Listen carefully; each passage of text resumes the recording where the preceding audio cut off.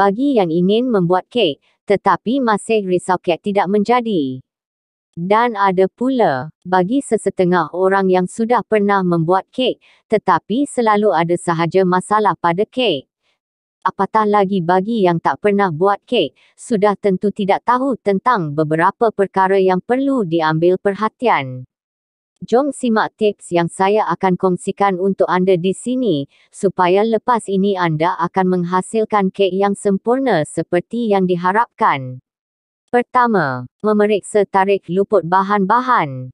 Pastikan bahan-bahan yang anda ingin digunakan masih elok, segar dan belum tamat tempoh, contohnya seperti tepung tidak berbau hapak, margarin atau buttercup yang berkulat.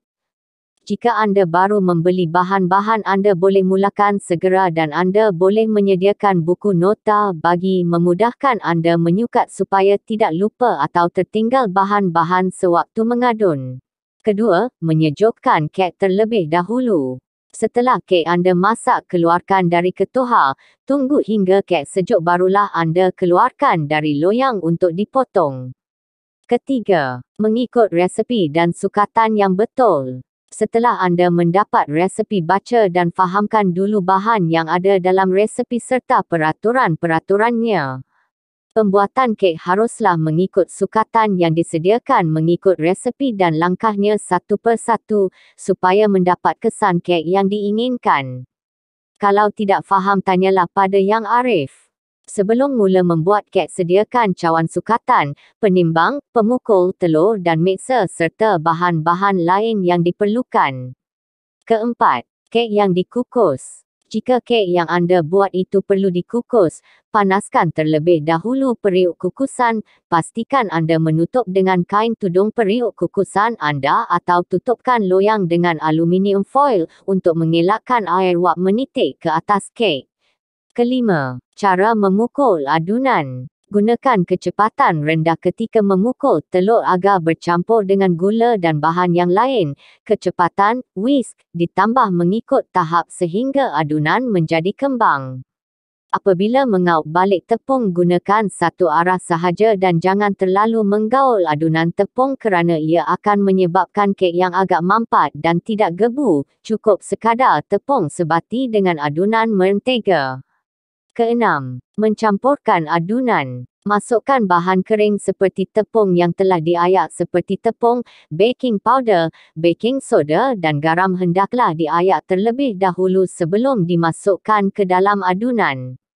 Letakkan bahan kering sedikit demi sedikit dan kaup dengan menggunakan spatula bermula daripada permukaan adunan sehingga ke dasar adunan. Memutar adunan searah, jangan terlalu laju, dan jika cairan adunan seperti margarin atau buttercup tidak bercampur rata, kek akan menjadi bantat. Ketujuh, memindahkan adunan kek ke loyang. Setelah adunan dituang ke dalam loyang, hentakkan sedikit loyang terlebih dahulu agar gelembung-gelembung udara dapat dikeluarkan supaya kek tidak menjadi kempis, bantat dan permukaan kek menjadi berlubang. Sebelum meletak adunan dalam loyang, loyang perlulah disapu mentega dan disalutkan tepung supaya lebih mudah mengeluarkan kek selepas kek masak. Kelapan, membakar adunan kek. Pemanasan ketuhar haruslah dilakukan 5 hingga 10 minit awal sebelum membakar kek. Jika ketuhar anda mudah cepat panas, turunkan suhu sedikit daripada resepi.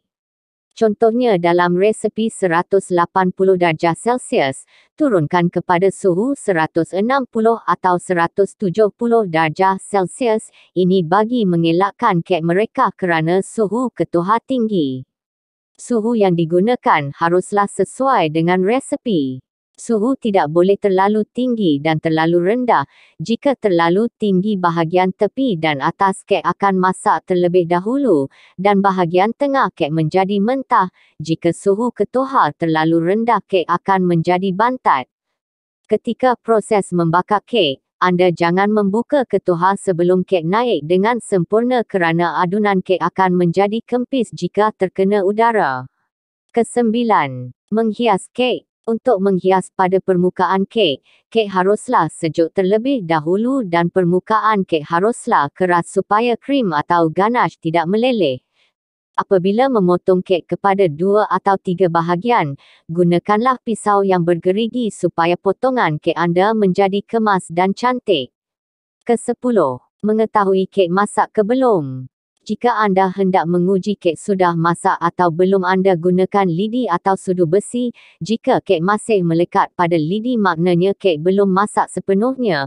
Bakar lagi dan uji semula. Setelah lidi yang dikeluarkan bersih dan tidak melekat, maknanya kek masak sepenuhnya. Ke-11. Masuk kelas. Sekarang ini banyak kelas-kelas dalam talian dianjurkan untuk memudahkan anda belajar dari rumah. Anda boleh memilih mengikut yang anda suka, dari bayaran murah hingga ke mahal. Malah kelas dalam talian menyediakan video yang lengkap serta anda boleh bertanya kepada guru atau pelajar-pelajar yang lain yang telah berjaya dalam menghasilkan kek. Biasanya kelas dalam talian diajar oleh guru yang berpengalaman. Anda boleh membuat pilihan untuk belajar pelbagai resepi yang boleh dibuat bisnes dari rumah dan pun secara dalam talian. Malah kelas hands-on ada disediakan. Semoga dengan perkongsian tips membuat kek ini memberi manfaat kepada semua. Selamat berjaya!